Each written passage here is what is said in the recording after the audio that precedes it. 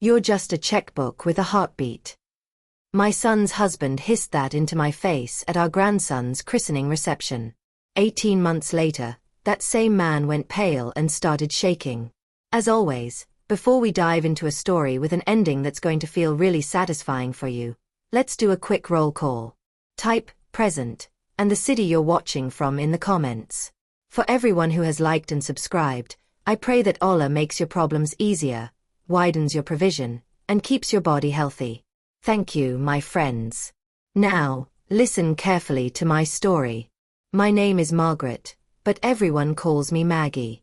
I'm 56, a widow, and for most of my adult life I thought my biggest role in this world was being Daniel's mom. I raised him mostly on my own after my husband, Paul, never came back from a heart attack on a business trip. I ran a small bakery that slowly turned into 3 bakeries in our town, and somehow we survived.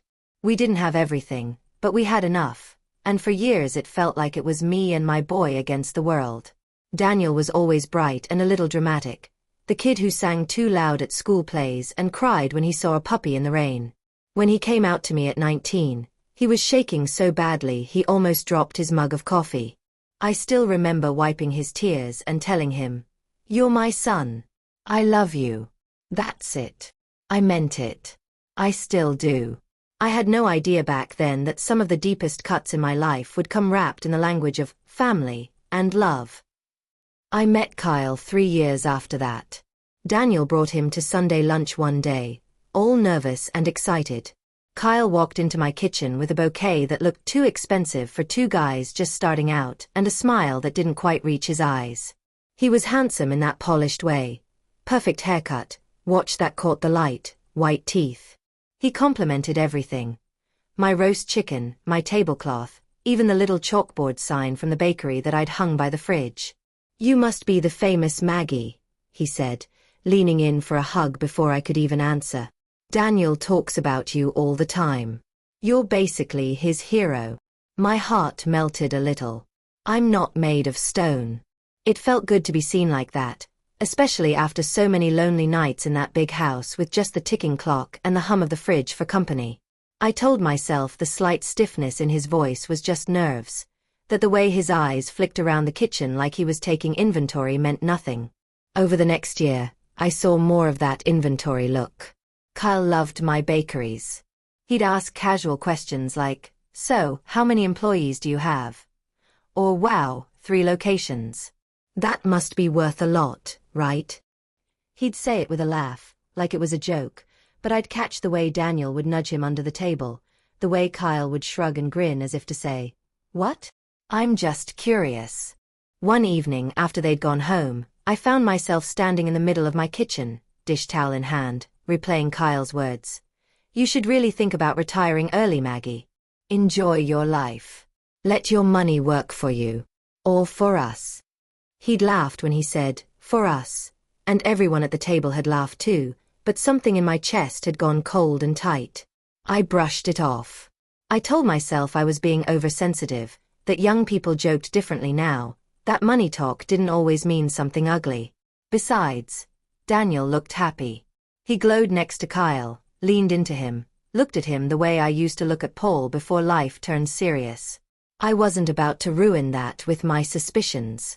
Still, there were little rules that began to appear without anyone calling them rules.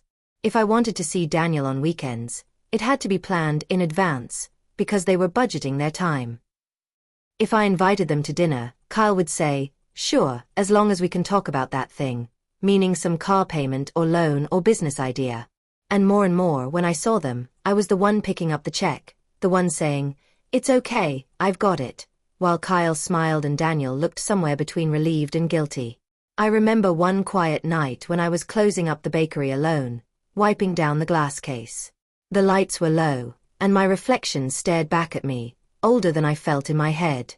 I whispered to myself, "Something's not right here, Maggie," and then I turned the key in the door and pretended I hadn't said anything at all. The first very clear slap to my dignity came on a Sunday that was supposed to be beautiful. The day of Noah's christening started with sunlight and soft music, and my heart so full it hurt. Noah is my grandson, Daniel and Kyle's little boy through surrogacy, and I had cried when they first told me about him.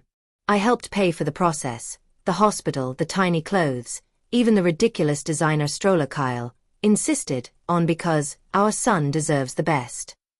I kept saying yes, thinking love meant never saying no. The church was packed that morning. Daniel's friends, Kyle's family, a few of my old neighbors, even my head baker, Linda, came. Noah wore a little white outfit that made him look like a tiny, serious old man. When the priest held him and sprinkled water over his head, I felt tears sliding down my cheeks, and for a moment every bill, every long night at the bakery, every sacrifice, felt worth it. After the ceremony, we all went to the reception hall that I had paid for, with its fairy lights and catered food and live pianist. There were centerpieces on every table, little framed photos of newborn Noah, and a big banner that said, "Welcome to the world, Noah James." I looked at it and thought how funny it was that my grandson had my late husband's name as his middle name. It felt like a blessing. People hugged me, saying, "Congratulations, Grandma." Someone said, "You must be so proud," and I said, I really am, and I meant it." I watched Daniel holding Noah, Kyle snapping photos, and I told myself this was the picture of a happy family. If some part of me felt like an outsider standing at the edge of the scene, I ignored it.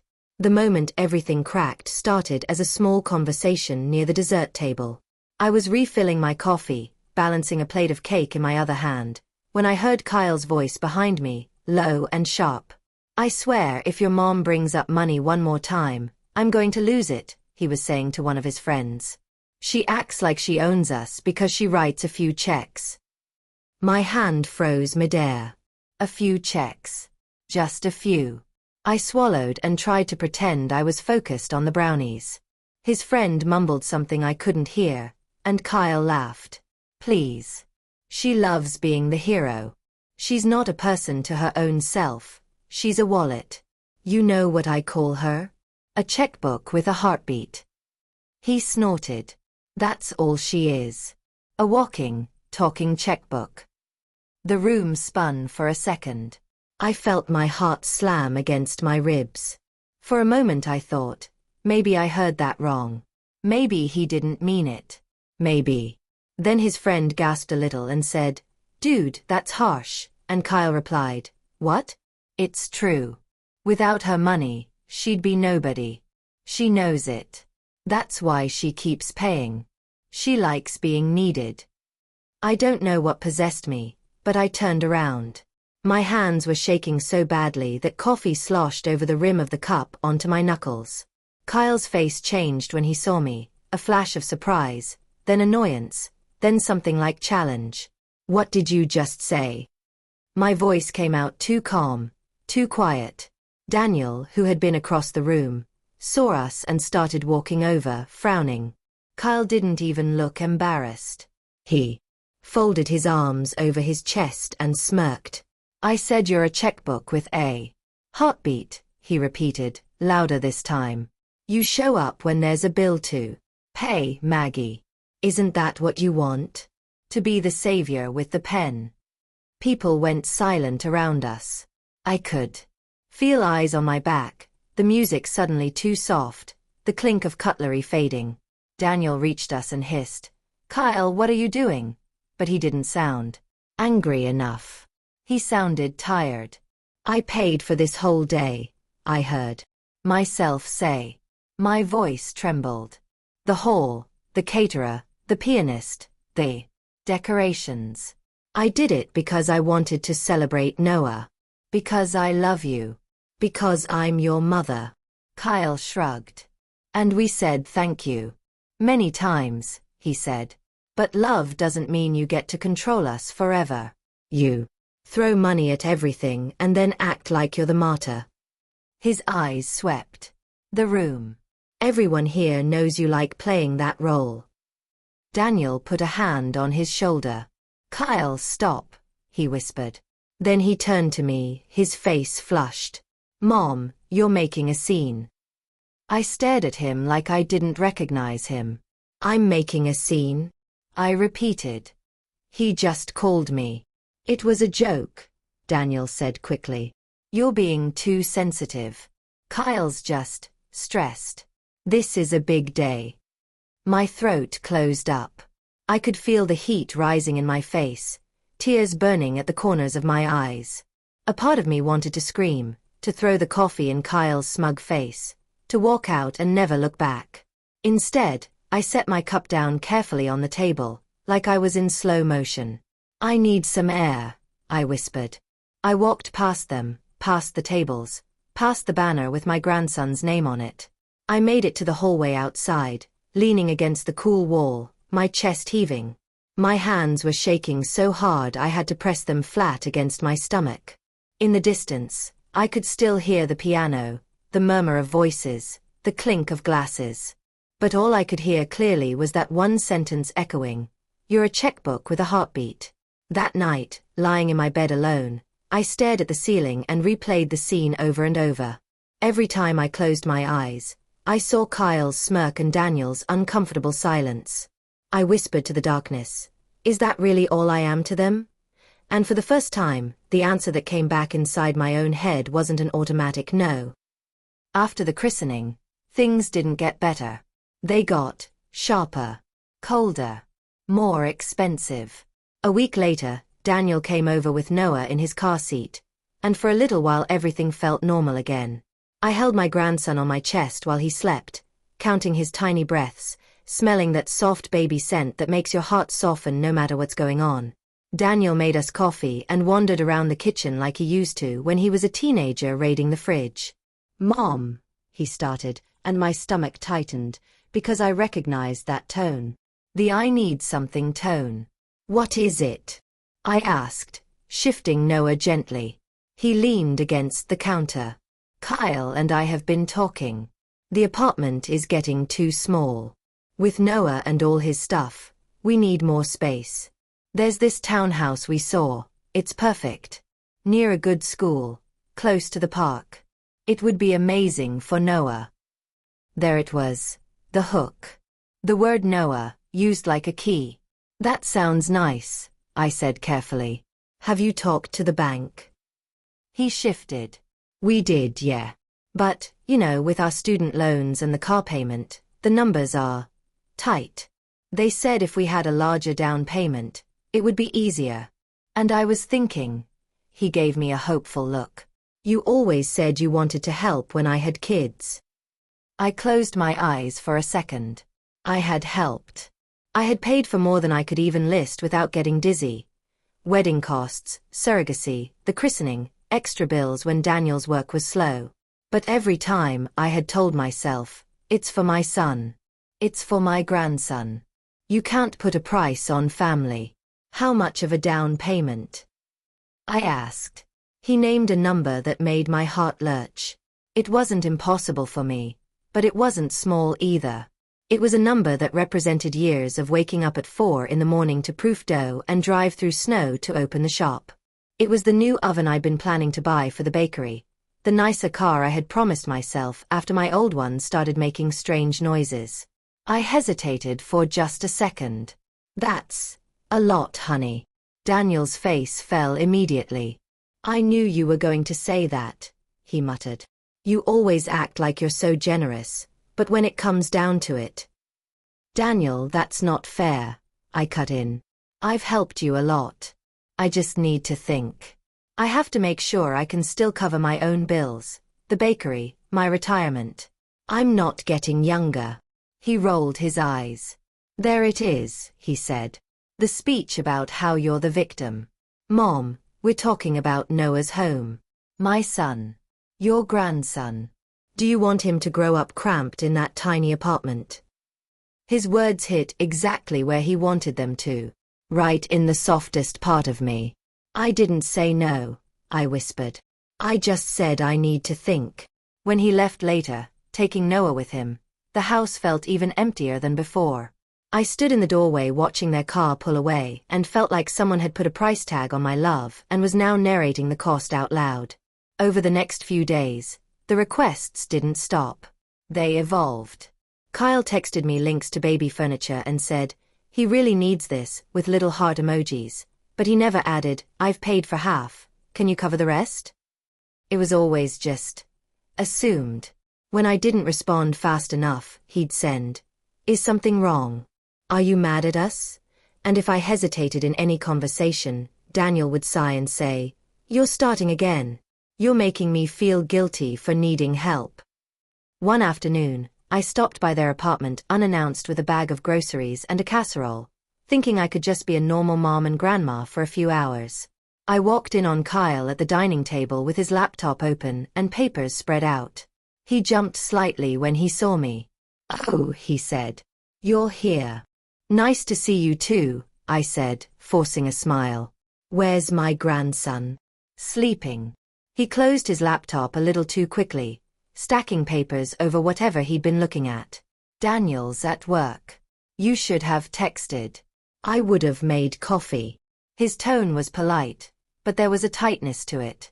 My eyes flicked to the papers before I could stop myself. I caught a glimpse of my own name, in bold letters at the top of a form. Margaret Lane. My heart skipped. "What are you working on?" I asked casually. "Just some paperwork," he said, sliding the stack into a folder. "You know, boring adult stuff." He smiled, but it didn't reach his eyes. "You don't want to get into that. Enjoy being grandma." I laughed weakly, but something inside me was suddenly very awake. When he went to check on Noah, he left the folder on the table. I stood there for a moment, palms sweating, fighting with myself.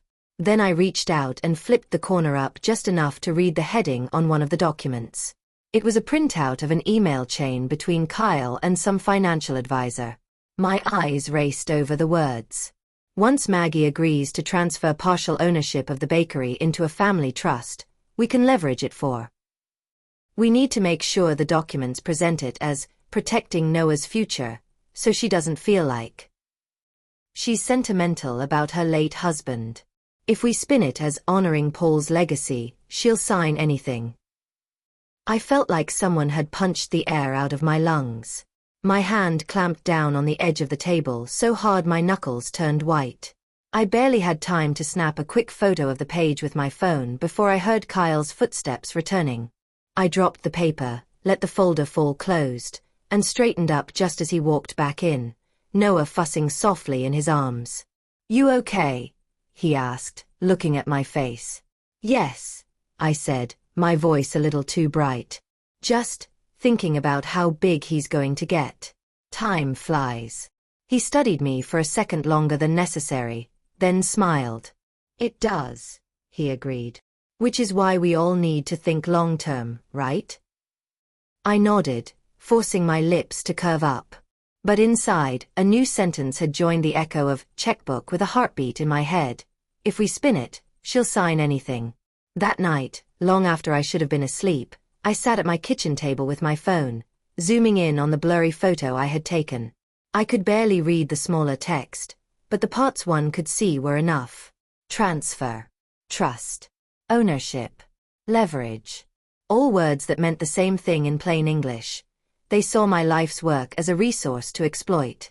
My hand was shaking as I printed the photo from my home printer and slid it into a manila envelope. I put the envelope in the back of the drawer where I kept old birthday cards and Noah's hospital bracelet. For the first time in a long time, I wasn't just giving. I was keeping something. When I tried to talk to Daniel about what I had seen, not the email itself, but just my feelings, everything turned upside down so fast it left me dizzy. We were sitting in my living room, Noah on a blanket on the floor gurgling at a stuffed giraffe. The late afternoon light made the room feel warm and safe, which was ironic, because my stomach was a knot of anxiety. "Danny," I started, using the nickname I hadn't used in years. "Can I talk to you about something? And I need you to really listen, okay?" He looked up from his phone. "Sure," he said, though his thumb kept scrolling for a second before he put it down. "I've been feeling like..." I hesitated, then forced myself to continue. "Like Kyle is pushing a lot when it comes to money. And not just asking. Planning. For the bakery. For my house. For things I'm not comfortable with." His face shut down immediately. It was like someone flipped a switch. "Here we go," he muttered. What does that mean? I asked softly. It means this is the same conversation we keep having, he said. You don't like Kyle. You never did. You always think he's after something. It's like you can't stand the idea that I have my own family now. The words stung more than I wanted to admit. That's not true, I said. I love you. I love Noah. I want you to be happy. But Daniel, I saw some papers on the table the other day. He was talking to a financial advisor about. You went through our private stuff, he snapped, voice suddenly sharp. Are you serious, Mom? I didn't mean to, I said quickly. I just saw my name. I was worried. It looked like. You know what it looked like. He cut me off. It looked like a mother who can't mind her own business. Who is so controlling she has to snoop through her son's life and then act like the victim when people get upset. I felt the air drain out of the room. I'm not trying to control you, I whispered. I'm trying to protect myself. And you. You're my son. He laughed bitterly. Protect yourself from what? From your own generosity, he said. Mom, you act like we're robbing you. We're just asking for help because you always said you'd be there. You're the one who made yourself the hero. No one forced you. Something hot and painful rose in my throat. You think I enjoy this? I asked. You think I like feeling like a walking, talking? Don't, he said sharply. Kyle was wrong to say that. We talked about it. He apologized. Not to me, I said. He was embarrassed, Daniel said. You know he's proud. But you also know you can be. A lot. You make everything about what you've done for people. It's suffocating, Mom. The word suffocating landed like a slap. I looked at Noah, kicking his little feet, completely unaware of the tension hanging over him. I'm feeling more and more like I'm not welcome unless I'm handing over my bank card, I said quietly. Do you know how that feels? In my own son's life. Daniel sighed dramatically, running a hand through his hair. Here we go, he repeated. You're twisting this. You always do. You're making yourself the victim so you don't have to admit you're being selfish. We're building a life, Mom. A family. And yes, we need help. That's normal. But instead of just supporting us, you keep keeping score. I opened my mouth, then closed it. I didn't know how to argue with someone who had already decided what my motives were. When he left that day, he didn't hug me as tightly as usual. He carried Noah out the door without looking back, and I stood there in the doorway feeling like I had just been written out of a story I helped start. I tried talking to other people, but that didn't go much better. I called my younger sister Denise, who lives in another state, and tried to explain what was happening. She listened for a few minutes and then said, Mags, you've always been intense about Daniel. Maybe you are hovering. You did pay for a lot. Maybe you're making them feel guilty. So I'm the problem, I said, staring at the kitchen wall. Again. I didn't say that, she replied quickly. I know you. You take things to heart. Maybe Kyle's not perfect, but if Daniel loves him and they're raising Noah together, maybe you should pick your battles. I thanked her and hung up, feeling more alone than before I called. At the bakery, I started noticing how my employees tiptoed around me when they talked about their own families. Linda would mention her daughter's college tuition and then glance at me and say, Sorry, I know you're dealing with money stuff too, in a quiet voice. I hated that. I didn't want to be the storm cloud hovering over the display of cupcakes. One night, my neighbor Sandra knocked on my door with a container of soup. She's a few years younger than me and has this warm, no-nonsense way of talking that usually makes me feel better. I tried to brush her off with some joke, but she knows me too well. Sit, she ordered, pushing the soup into my hands. You look like you're carrying a refrigerator on your shoulders. I laughed weakly and sat.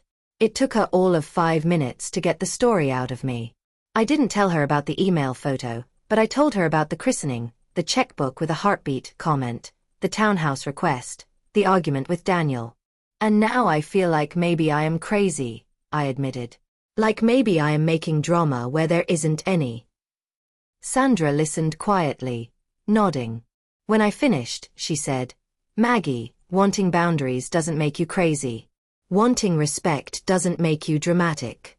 But you're surrounded by people who benefit when you don't have either of those things. Of course they're going to tell you you're overreacting. Her words made me tear up, but even then, some small voice in my head whispered, they're still your son and your grandson. Don't rock the boat too hard. Don't be the reason you lose them. For the first time in my life, my own home started to feel like the wrong place for me. I would walk from room to room, looking at the family photos on the walls, Daniel's toddler grin, Paul's arms around us in front of the first bakery, Noah's newborn face, and think, where do I fit in this picture now? Am I the mom? The grandma? Or just the funding? By the time the leaves started turning outside, I realized I was spending more time alone than I ever had before. Calls from Daniel were shorter. Visits with Noah were more controlled, scheduled like appointments. If I tried to change the time or ask for an extra hour, there was always a reason it wouldn't work. One evening, after hanging up from another tense phone call with my son, I stood in the living room, the silence pressing on my ears, and thought, I am living in a house that is supposed to be my home, with a family that is supposed to be mine, and yet I have never felt less like I belong. The official blow didn't come in the form of a shout or a slammed door. It came in the form of an invitation to talk about the future over coffee. It was a rainy Saturday when Daniel called. Mom, can you come over this afternoon? He asked. Kyle's parents are here, and we thought it would be a good time to sit down together and talk about some things. For Noah. The phrase, for Noah, tightened my chest. What kind of things? I asked. Just plans, he said vaguely. You keep saying you want to know what's going on. This is your chance. Please come. It'll be easier if we're all in the same room. Every instinct in me said don't go. But the part that still believed I could fix this if I just loved hard enough made me say, okay, I'll be there. Their townhouse was as neat and curated as one of those photos you see in a magazine. When I walked in, the smell of coffee and something cinnamon greeted me. Noah was in a high chair, banging a spoon on the tray. Kyle's parents, Mr. and Mrs. Lewis, were sitting on the couch with polite smiles that never quite reached their eyes. Maggie, hi, Mrs. Lewis said, getting up to hug me with a softness that felt like it might be made of plastic. So good you could make it. We were just saying how important family meetings are. Family meetings, I repeated, forcing a smile. Sounds serious. Kyle appeared with a tray of mugs, setting them on the coffee table. We just want to make sure everyone's on the same page, he said smoothly. About Noah. About the future. That kind of thing. Daniel gestured to an armchair. Sit, Mom, he said. I lowered myself onto the chair, my knees suddenly aware of their age. That's when I saw the stack of folders on the table. They were neatly arranged, each one with a simple label. Mine had my name on it, Maggie. A man in a grey suit sat in the corner chair that I hadn't noticed at first. He stood up and extended his hand. Mrs. Lane? I'm Patrick Reed. I'm a financial planner working with Daniel and Kyle. It's nice to finally meet you. His handshake was firm but impersonal. My stomach dropped. We've been doing some really exciting work together, he went on, smiling like he was presenting a new menu item instead of my life on paper. Building a structure that protects Noah's future. And given how generous you've been, it only makes sense to include you formally, so there's clarity and security for everyone. The words slid over me like oil. Familiar, friendly, and impossible to grab onto. What does that mean, exactly? I asked, my voice sounding small in the tidy room. Kyle sat next to Daniel, their knees touching. Mrs. Lewis perched on the edge of the couch. Mr. Lewis crossed his arms, watching me with a neutral expression. It means, Mr. Reed said, opening the folder with my name, that we've created a family trust. The idea is that your assets, your home, a portion of your bakery shares, some savings, would be placed in this trust, which would then be managed to benefit Noah and any future grandchildren. It's a common smart move at this stage in life. At this stage in life, I repeated softly. You mean because I'm getting old? He smiled politely. I mean because your family is growing, he corrected. This way, there's no confusion later on. Everyone's taken care of. I looked at Daniel. Did you set this up? I asked. He swallowed. We talked about it, he said. Kyle's parents did something similar. It just makes sense, Mom. You're always saying you want to make sure we're okay. This is how you do that. My gaze shifted to Kyle. He held my eyes steadily, his expression carefully neutral. I remembered the email words. If we spin it as protecting Noah's future, she'll sign anything. What happens to me? I asked. If my house is in this trust, if part of the bakery is in this trust, what happens if I need money? If I get sick? Mr. Reed flipped to another page and started explaining something about distributions and approvals. But the more he talked, the louder the buzzing in my ears became. I understood enough to know that I would no longer be fully in control. Decisions would be made in consultation with the trustees, which included Daniel and Kyle, my own son and the man who called me a checkbook with a heartbeat. Mrs. Lewis chimed in, her voice dripping with gentle condescension. We didn't want you to have to worry about all those details, dear, she said. This is about peace of mind. You've done so much. Let the younger generation take some of the burden. I stared at the papers, the neat lines of text, my own name printed over and over. My hands started to tremble. I haven't agreed to this, I said slowly. I didn't even know about it until just now. Kyle sighed dramatically. This is why we didn't want to surprise you, he said, even though that's exactly what they had done. We knew you'd start panicking. Maggie, this is a good thing. Your money is going to Noah instead of getting eaten up by taxes or random expenses. Isn't that what you've always wanted? Daniel leaned forward, eyes pleading. Mom, please, he said. Don't make this into a fight. We're trying to include you. To honor everything you've done.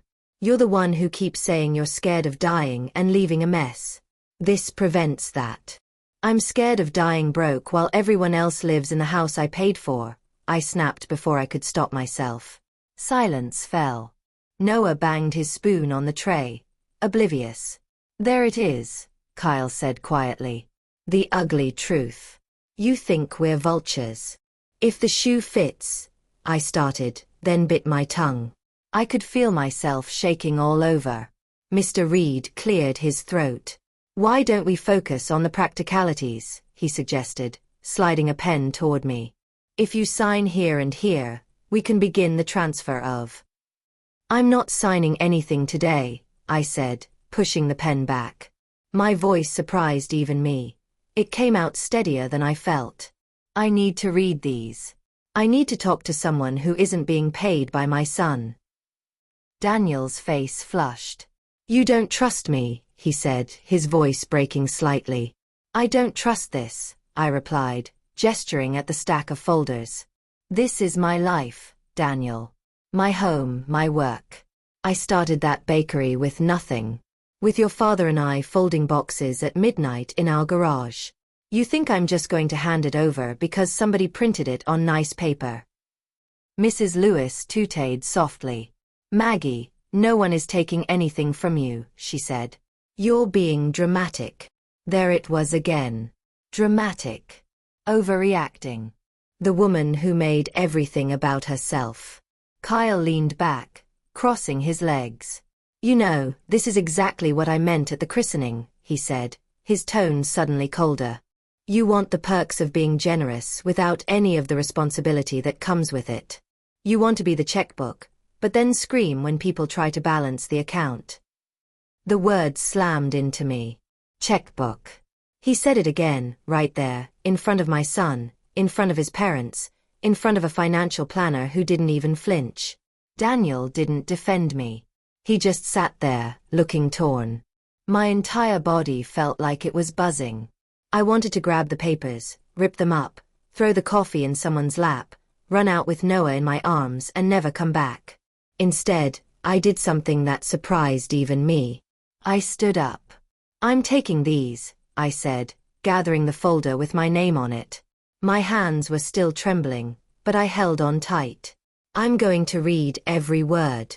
And then I'll decide what happens to my money, to my house, to my business. Until then, you don't bring this up again." "You can't just take confidential documents," Mr. Reed protested lightly. "I think I can take anything that has my name on it," I said, meeting his eyes. "If you want to stop me, call the police. Tell them a grandmother stole her own financial plan." No one moved. No one called. Daniel rose halfway from his seat, then sank back down. "Mom, don't do anything crazy," he said softly. "Crazy," I repeated. I almost laughed.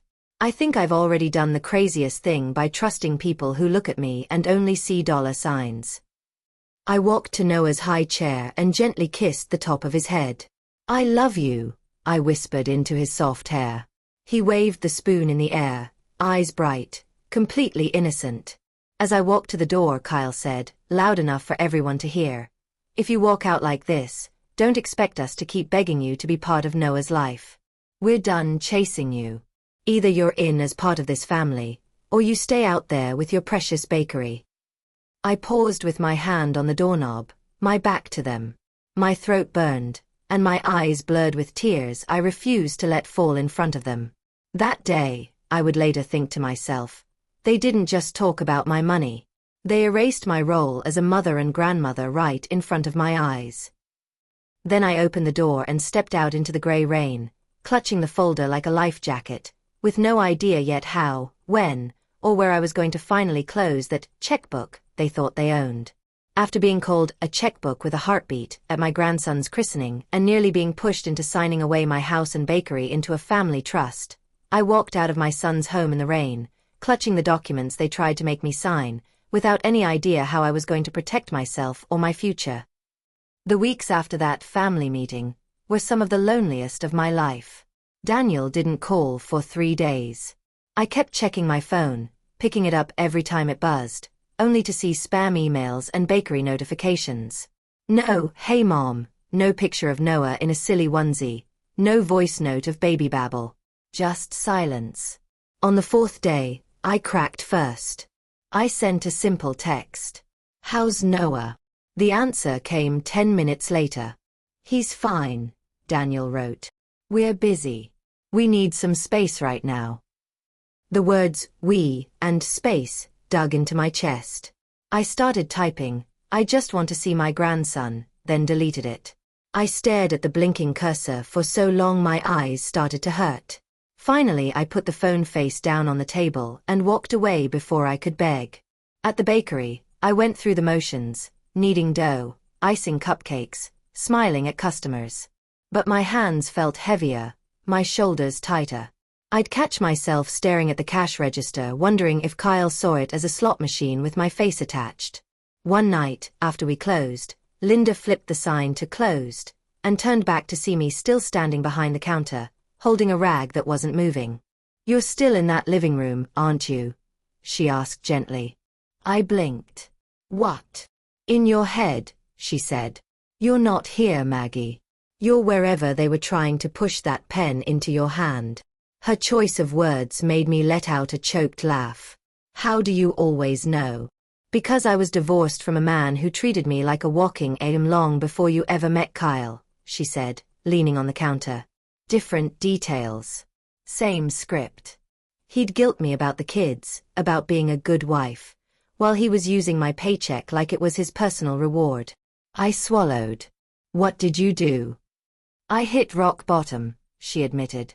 Then I went to a lawyer, cried in his office for an hour, and let him read everything I was too scared to read on my own. Best ugly hour of my life. Her words landed inside me like a stone dropping into deep water.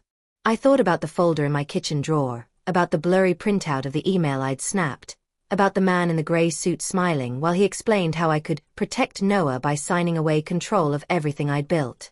I thought about how small I'd felt in that room, how big their voices had sounded, I don't even know where to start, I whispered. I'm not good with legal stuff. I can read recipes, invoices, schedules, but contracts. My brain shuts down. Then you start by finding someone whose brain doesn't shut down, Linda said. And you pay them to be on your side, not on your son's side. There's a difference. For the first time, it dawned on me that I had hired accountants, managers, repairmen, designers, even a social media kid for the bakery. But never anyone to just stand next to me as a person. I'd been trying to be my own lawyer, therapist, and bodyguard with no training. 2 days later, I found myself sitting in a small law office above a copy shop downtown. It wasn't shiny like the place Daniel and Kyle had used for their wedding contracts. There were no floor-to-ceiling windows or leather couches. Just a waiting room that smelled faintly of coffee and toner, and framed degrees on the wall. The lawyer's name was Emily Grant. She was in her early 40s, with tired eyes that looked like they'd seen a lot of messy lives and kept going anyway. So, she said after I stumbled through the story, my voice wavering more than I wanted. You own 3 bakeries, your house, some savings. Your son and his husband set up a trust with a planner you didn't hire. They invited you to sign over a chunk of your assets to that trust, with them as co-trustees. And the pitch was, it's for Noah. That about right. Hearing it summarized, that neatly made my stomach flip. Yes, I said. And if I say no, they say I don't love my grandson.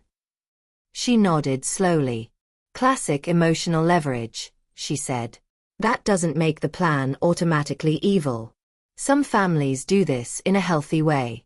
But the way they did it, without your independent advice, in a group with pressure, raises every red flag in my book. I slid the folder and the printed email photo across her desk. Can you look? She put on a pair of reading glasses and started flipping through the documents. For 5 minutes, the only sound in the office was the soft shuffle of paper. I sat on my hands to stop them from shaking. Finally, she set the last page down and picked up the email printout. Her eyebrows went up. Where did you get this? She asked. I saw it on their dining table, I admitted. They left it out. My name was on it. I took a photo.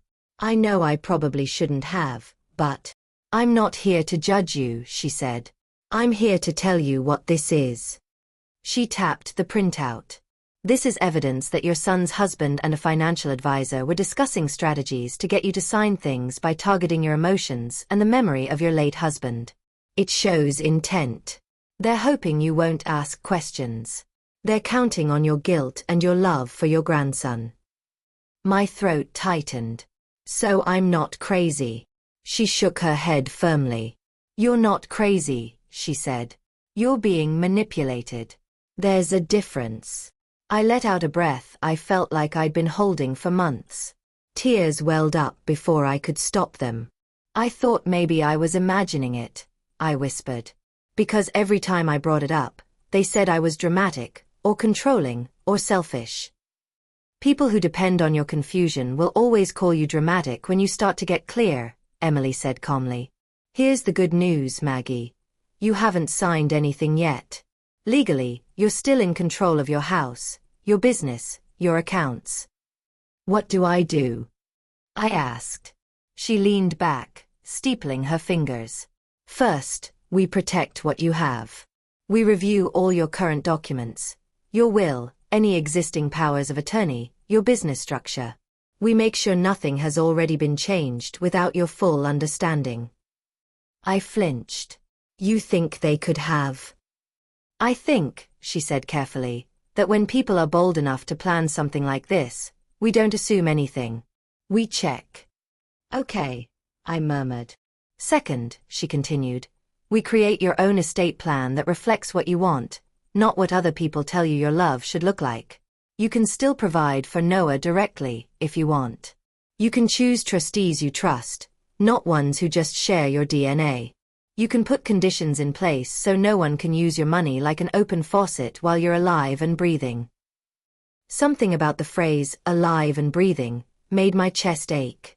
And third, she said, her eyes steady on mine, we set boundaries. Legal and practical. You stop writing checks like they're apologies. You decide what help you are willing to give and under what terms. You stop letting people threaten you with access to your grandson like it's a reward they hand out if you pay the right fee.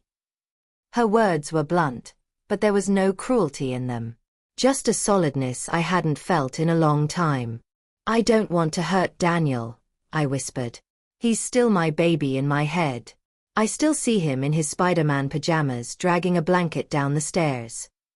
I know, she said, but he's not in pajamas now. He's a grown man making grown choices. Protecting yourself doesn't mean you don't love him. It means you love yourself too. For the first time in months, I felt a tiny shift inside me. Like a chair being pushed back from a table I'd been stuck at for too long. Okay, I said, louder this time. Okay, let's do it. That day, I took my first step up from rock bottom. It wasn't dramatic or glamorous. It was just a woman in her 50s signing a retainer agreement and handing over a stack of papers, her hands still trembling but her spine a little straighter than before. The next few months were a strange mix of grief and rebuilding. On the outside, not much changed. I still woke up early to open the bakery.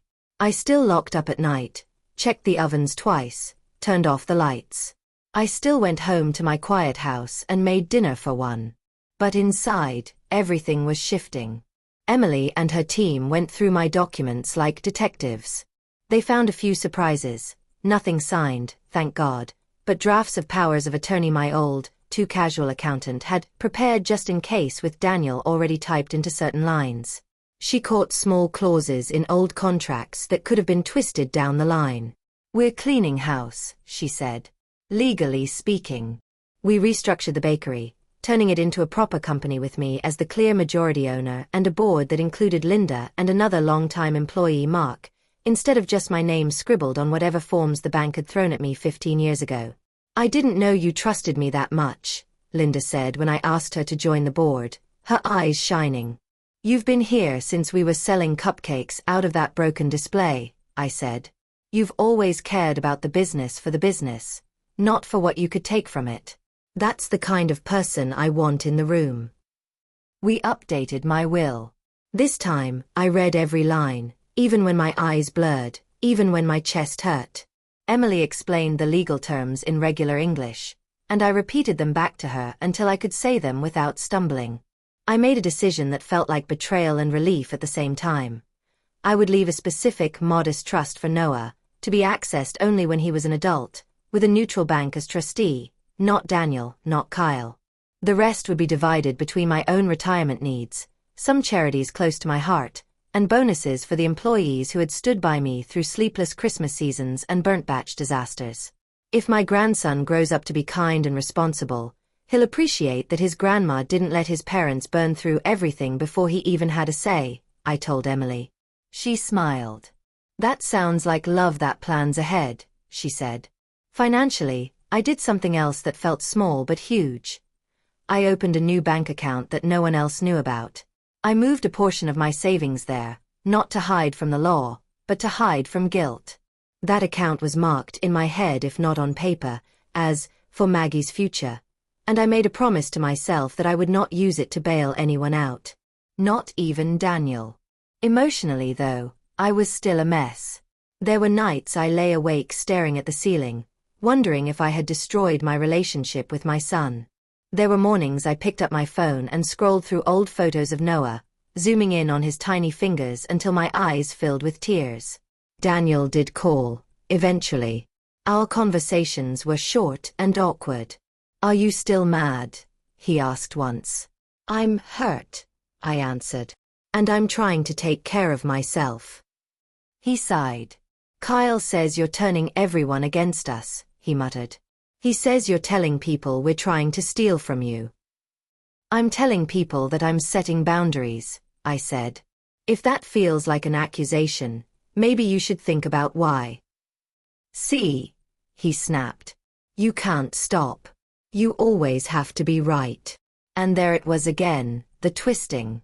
The flipping. The way my attempts to protect myself were turned into attacks in his eyes. Sometimes he would send photos of Noah, at the park, covered in spaghetti, with a goofy hat. Those photos were like tiny pieces of sunshine mailed to my phone. I saved every one. But there were long stretches with no updates at all, especially after I refused to talk about the trust, or revisit the townhouse idea. "You can come see him if you want," Daniel said once, "but I don't want any more lectures about money." So I went. I went with empty hands, no checks, no new stroller, no cash slipped into an envelope on the hall table. Just myself and a small bag of homemade cookies. The air in the room felt different without a gift in it. Tighter. Kyle barely spoke to me that afternoon. He watched me on the floor with Noah, his arms crossed, his jaw tight. When I got up to say goodbye, he said quietly, "You know, kids remember who showed up, not who clutched their wallet." "I'm here," I said, looking him in the eye. "With or without my wallet." He snorted softly and walked away. Those visits were bittersweet. I would drive home with my heart aching, the image of Noah waving a sticky hand at me pressed into my mind like a bruise. I kept going though whenever they allowed it, because my grandson's laugh was worth standing in the same room as the man who thought my value stopped at my checking account. In the middle of all this, something unexpected happened. I started to enjoy my own company again. Sandra dragged me to a pottery class at the community center. "You need to touch something that isn't dough or contracts," she said. I made a lopsided bowl that looked like it had survived a minor earthquake, but when I held it in my hands, warm from the kiln, I felt a weird sense of pride. I went to the movies alone. I sat in the park with a book. I took a weekend drive to the lake and sat on a bench watching the water without checking my phone every 5 minutes. Slowly, I began to feel like more than a mother-shaped wallet. I began to feel like a person again. About a year after that rainy family meeting, Emily called me into her office. "I think it's time we talk about the last piece of this puzzle," she said, sliding a folder toward me. I recognized my own name on the tab, but this time, instead of dread, I felt a steady curiosity. "We've protected your assets," she said. "We've set up your will and the trust for Noah. We've restructured the bakery. You've stopped writing panic checks. That's all huge. But there's one thing we haven't done yet." "What's that?" I asked. "We haven't formally communicated your decisions to your son and his husband," she said. "Right now, in their minds, everything is still negotiable. They still think if they push the right button, Noah's name, guilt, fear, you'll cave." She opened the folder. Inside was a draft letter. It was simple, just 3 pages, written in clear, plain language. No flowery lawyer talk. Just the facts. It said that I had sought independent legal advice and had created my own estate plan. It said I would not be placing my assets into the family trust they had set up. It said I would continue to help in practical, reasonable ways as a grandmother, but I would no longer provide large sums of money on demand. It said any future discussions about my finances would happen with my lawyer present. Reading it made my palms sweat. It also made my shoulders drop an inch in relief. "They're going to lose it," I whispered. "Probably," Emily agreed. "Especially Kyle. But you're not alone in that room anymore." "What do you mean?" She smiled faintly. "I think it's time they sat in a lawyer's office where the person behind the desk is on your side," she said. "We can set up a meeting. Invite them. Invite their Mr. Reed, if they want. Lay everything out clearly and calmly. No yelling, no name-calling. Just facts. You get to close the book on this chapter your way." My stomach flipped. The idea of another family meeting made me want to crawl under the table.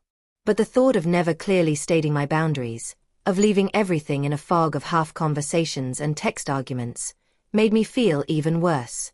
"Okay," I said, my voice shaky but firm. "Let's do it." For the next few weeks, we prepared.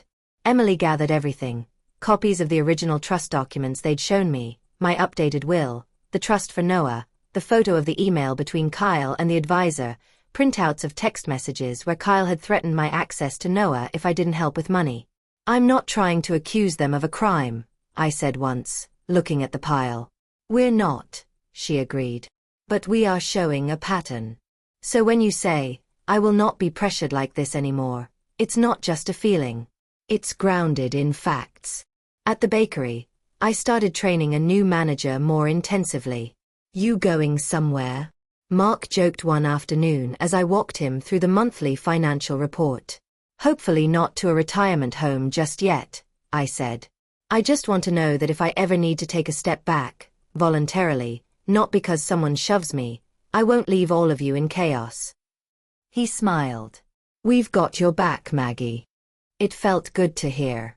At home, I cleaned out my cluttered home office.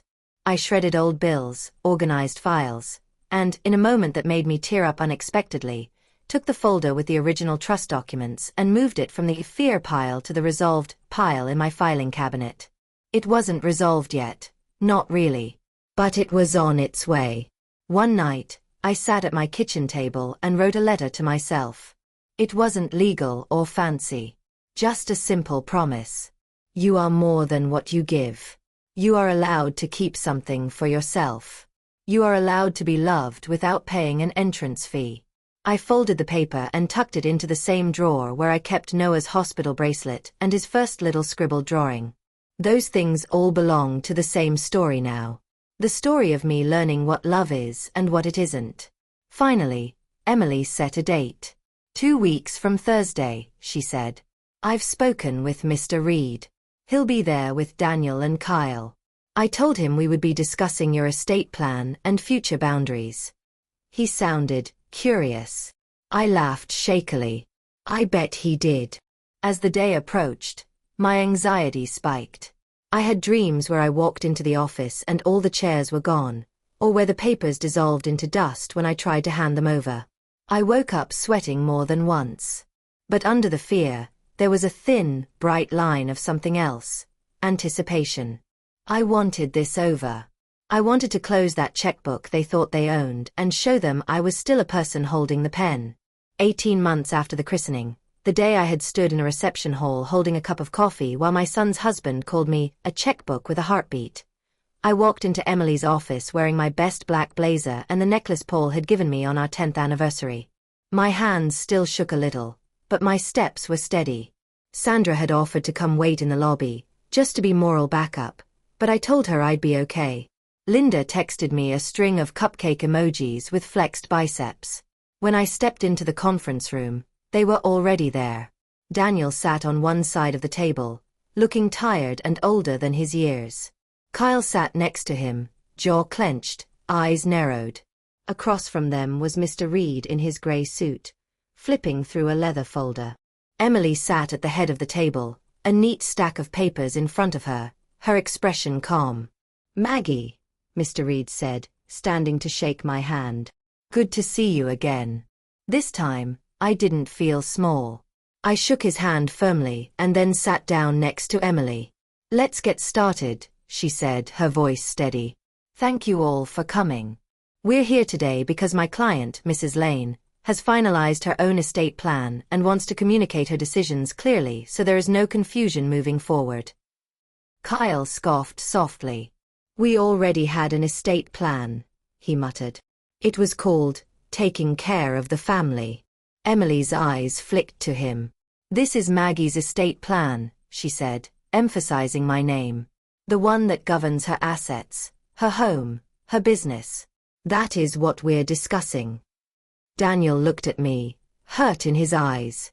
Mom, did you really have to hire a lawyer just to tell us you don't trust us? I took a breath, feeling my heart pound. I hired a lawyer, I said slowly, because I've spent most of my life making decisions with my heart and my guilt, and it almost cost me everything. I'm not doing that anymore. Emily slid the first document across the table. This is a summary of Maggie's current plan, she said. As you'll see, she retains full ownership and control of her home and her bakery. She has established a modest trust for Noah, to be managed by a neutral institution, to be accessed when he is an adult. She has designated her chosen executors and trustees. She will not be participating in the family trust you previously proposed.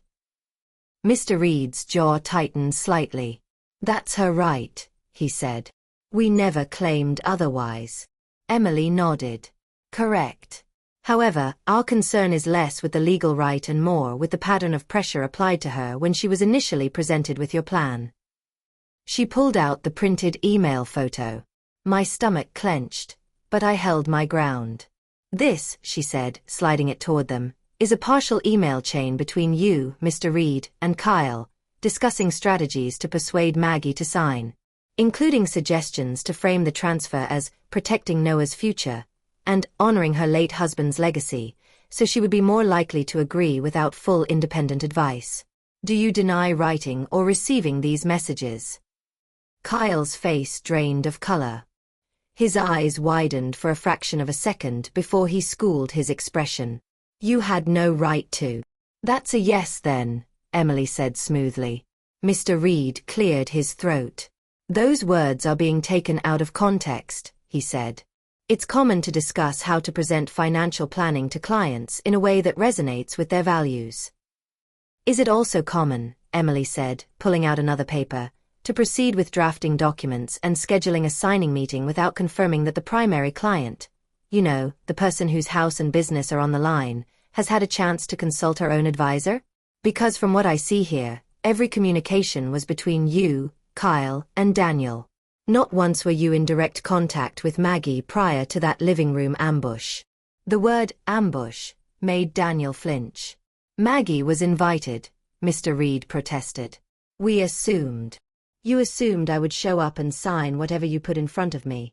I cut in, my voice shaking but loud. Because that's what I've always done. Paid and smiled and said thank you for being allowed to help. Kyle rolled his eyes. Oh, come on, he said. You're acting like we dragged you to a dark alley. It was our living room. It was coffee and donuts. It was 5 people and a stack of documents trying to push a 56-year-old woman to sign away control of everything she's worked for, Emily said sharply. That's not coffee and donuts. That's pressure. Daniel looked from Emily to me, his mouth opening and closing. We were just trying to make sure there was a plan, he said weakly. You're always talking about what happens if you get sick, if you don't come back. I talked about it because I was scared, I said, my voice breaking.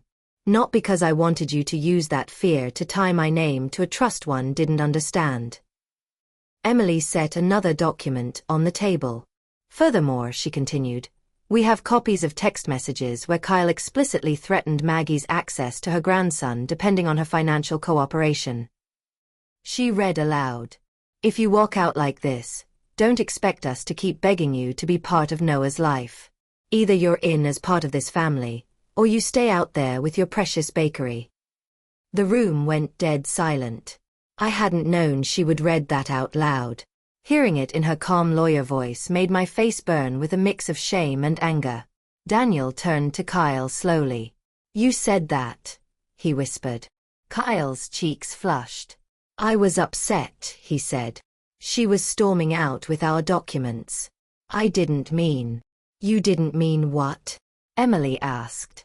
Didn't mean to say it, or didn't mean to have it used as evidence of your willingness to weaponize a child against his grandmother for financial gain? Even Mr. Reed winced at that. Daniel's eyes were glossy now. I thought you were exaggerating when you said they were using Noah, he said to me. I thought you were making things bigger than they were. I didn't know he actually said that. You didn't ask, I replied softly. You just assumed I was being dramatic. He dropped his gaze. Emily took a breath and folded her hands. Here's where we are, she said. Maggie is not pursuing any legal action against any of you at this time. She is not alleging fraud.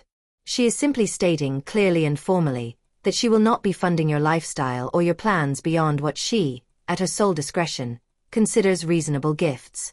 She will not sign any documents related to her estate without independent review.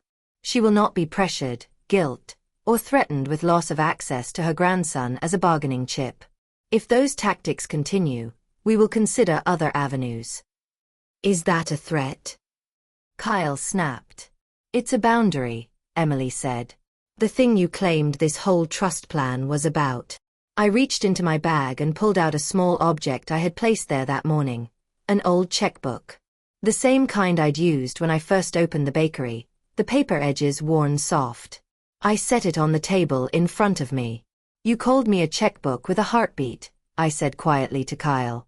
"At my grandson's christening. In front of your friends. You said that's all I am. It hurt more than you will ever know. But for a long time, I acted like you were right. I let you write and write and write on me." His eyes flicked to the checkbook, then back to my face. "Today," I continued, my voice steadying, "I'm closing it." I picked up the checkbook, opened it, and showed them the last page. It was blank. Then I took a pen from my bag and, with my hand only slightly trembling, drew a big, dark line straight through the remaining empty checks. "No more," I said. "Not like this. I will help if I choose to, when it feels right, in ways that don't put me in danger. I will love my grandson with my time, my presence, my stories, my cookies. But I will not be your walking, talking bank account. That version of me is done." For a moment, no one spoke. The only sound was the soft hum of the air conditioner. Daniel's face crumpled. "So that's it," he whispered. "You're cutting me off." I felt the urge rise in me, to reach across the table to wipe his tears, to say, "Of course not, baby, here, take everything." I swallowed it. "I'm not cutting you off as my son," I said. "I will always be your mother. I will answer your calls, I will listen to you, I will show up when you need me in real emergencies. But I am cutting off the version of our relationship where you call me only when you need money, where love is measured in wire transfers and down payments." He covered his face with his hands. Kyle stared straight ahead, his knuckles white on the edge of the table. Emily slid a final document over to them. "This is a written notice," she said. "It reiterates everything we've discussed. I suggest you read it carefully. Maggie will not be signing anything you bring to her without my review. If you attempt to conduct financial business in her name without her consent, we will respond accordingly." Mr. Reed exhaled slowly, clearly realizing the ground had shifted under his feet. "Understood," he said quietly. "We'll adjust our approach." "Good," Emily said. The meeting ended not with a dramatic storm out, but with chairs scraping back, papers being stacked, hands shaking mechanically. It felt strangely ordinary for something that had rearranged the inside of my life. As we all stood, Daniel looked at me with red-rimmed eyes. "I don't know how to feel right now," he admitted. "Part of me is angry. Part of me is ashamed." "You're allowed to feel both," I said softly. "I'm still here. When you're ready to talk without Kyle speaking for you, you know where to find me." I walked out of that office without looking back to see whether Kyle was shaking or not. Emily told me later that his hands were trembling so hard he dropped his pen twice. All I know is that as I stepped into the hallway, a weight I'd been carrying since that christening, since long before that really, finally slid off my shoulders. For the first time in a long time, my heartbeat felt like my own. Life after that meeting didn't turn into a fairy tale. There was no slow-motion reunion hug in the rain, no instant change of heart. Real life is messier than that. For a while, things got quieter. Daniel didn't call for 2 weeks. I respected the silence, even though it felt like someone had turned off the sound on half my life. I went to work, I met Sandra for coffee. I learned how to make halfway decent pottery mugs that didn't collapse in the kiln. I took long walks and let myself feel sad without dialing my son's number to fix it. One afternoon, as I was wiping down tables in the bakery, my phone buzzed. It was a photo from Daniel, Noah standing at the park, holding on to the railing, his hair sticking up in all directions. Underneath, one word: "Hi." My heart clenched. I stared at the screen for a full minute before replying, "Hi, sweetheart. I miss you both." Another minute passed. Then, "Can we come by the bakery later? Just for coffee. No talks." I took a deep breath.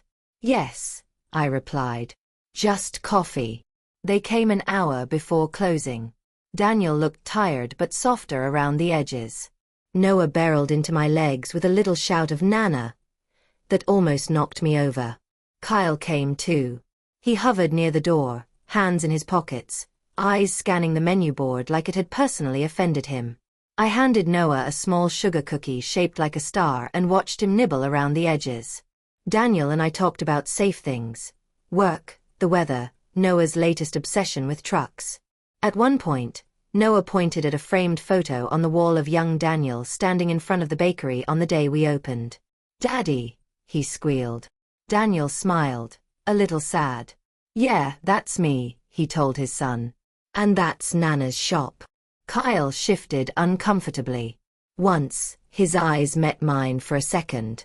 There was something like resentment there, but also something like fear.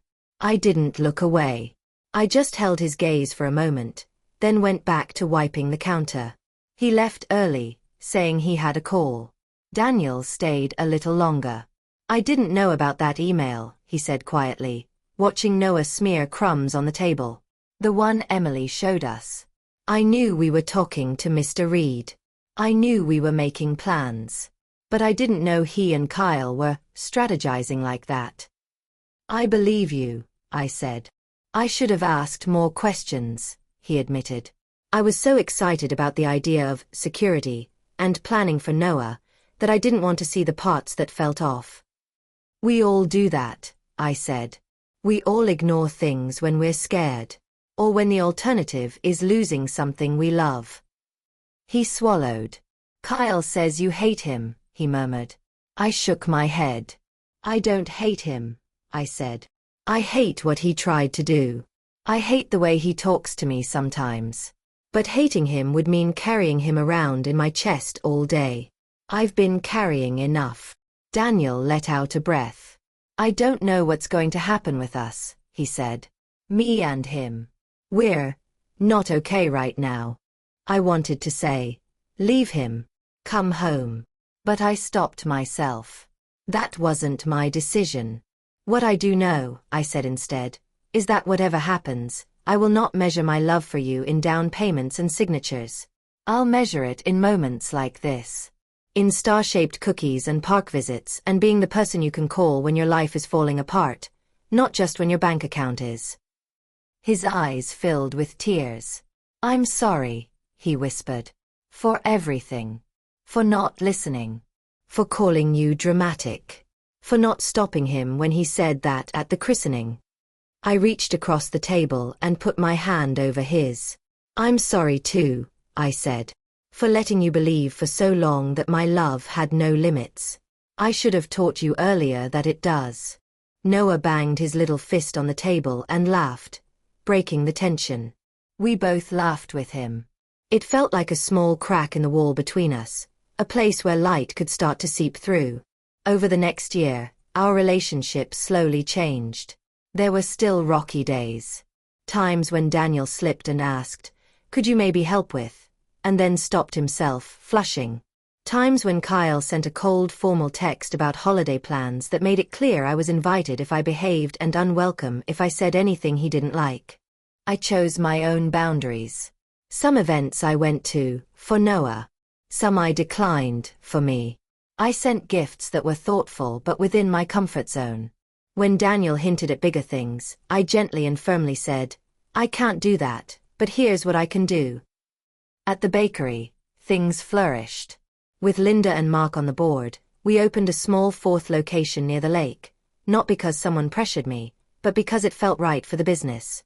Customers started recognizing me as Maggie from the videos, when a local blogger did a feature on small-town success stories. For the first time, people were talking about me for something other than how much money I could hand out. One day, a young woman came into the shop with a toddler on her hip, eyes red from crying. She stammered out a story about her own mother-in-law, about manipulative comments and money pressure, about being called ungrateful when she said no to something she couldn't afford. "I heard from a friend that you went through something," she said, embarrassed. "That you understood." I handed her a coffee on the house and a cupcake, and I told her, in simple terms, what Emily had told me. "You're not crazy. You're being manipulated. Love doesn't mean never saying no. And you are allowed to protect yourself, even from people you're supposed to call family." She cried, and I cried, and when she left, I realized that my story, the one that had hurt so much to live, was now something I could use to help someone else. As for Kyle, his consequences came quietly, but they came. Word got around our small town faster than he expected, not because I gossiped, but because people talk. A few of his friends were at that christening. A few had heard him call me a checkbook with a heartbeat, and now knew I'd closed it. When he tried to complain about his stingy mother-in-law, more than one person apparently told him, "Sounds like she just finally got smart." He didn't lose his job. He didn't get hauled away in handcuffs. This wasn't a movie. But he did lose the easy access to funds he'd gotten used to. He had to pick up extra shifts. He had to sit with the discomfort of a mother-in-law who looked him in the eyes and no longer flinched. Sometimes, at family gatherings, I would catch him watching me. There was resentment there, yes. But there was also something else, a grudging respect he didn't know how to handle. One Thanksgiving, as we were all putting on our coats, he muttered, "Thanks for the pumpkin pie." It was the closest thing to an olive branch I'd gotten from him. "You're welcome," I said. It was a gift, not a bill. He snorted, but he didn't argue. And me. I downsized my house a little, selling the big 4-bedroom where every corner reminded me of arguments and old demands. I bought a smaller, cozy place with a sunroom where I could drink my morning coffee in peace. I took a trip with Sandra to the beach, something I hadn't allowed myself to do in years because, what if Daniel needs me? Standing on the shoreline, watching the waves roll in, I realized something important. My life didn't end when I stopped being their emergency cash machine. It started. Now, when I look at Noah, running in the park, proudly holding one of my lopsided pottery mugs, helping Linda decorate cookies at the bakery, I don't see a child I have to buy my way into loving. I see a little boy who knows me as the grandma who reads stories, who lets him lick the icing bowl, who shows up to his school play with a bouquet of supermarket flowers and a loud cheer. I still love Daniel. I probably always will, more than he completely deserves sometimes. But I love myself now too. And that balance, that boundary, has changed everything. Now I know I was never just a checkbook with a heartbeat. I was, and am, a whole person with a history, a future, and the right to decide how my love is spent. From everything I went through, I learned that love without boundaries turns you into a resource, not a person. And once people start seeing you that way, they won't stop until you say no. If you feel like you're only valued for what you give, it's not selfish to close the checkbook and protect yourself. It's the first step toward healthier love. And sometimes the most loving thing you can do for your family is to stop funding their worst habits and start modeling what self-respect looks like.